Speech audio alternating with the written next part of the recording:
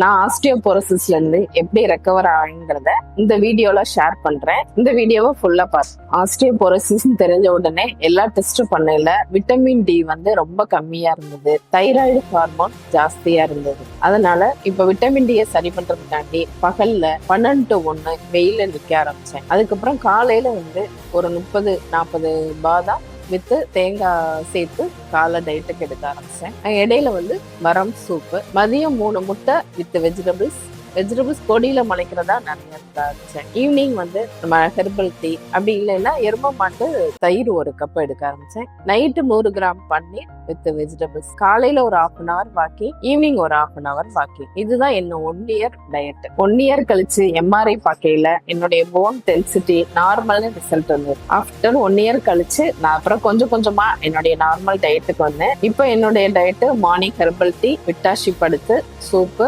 மத்தியானம் கொஞ்சம் சாதம், நிறைய வெஜிடபிள்ஸ், ஈவினிங் ஏதோ ஒரு மில்லட் தோசை இல்லைன்னா கவுனி கஞ்சி. இப்ப சொன்ன எதுவுமே என்னுடைய பிராண்ட் ப்ரமோஷனுக்காண்டி சொல்லல. அப்போ எனக்கு சொல்லவோ செஞ்சு தரவோ யாருமே இல்லை. இப்போ எல்லாமே அவைலபிளா இருக்குது. இதை யூஸ் பண்ணி எல்லாரும் கொஞ்சம் ஹெல்த்தியா இருங்க. இதுல ஏதாவது டவுட் இருந்ததுன்னா எனக்கு கீழே உள்ள நம்பருக்கு கால் பண்ணுங்க. வாழ்க வளமுடன்.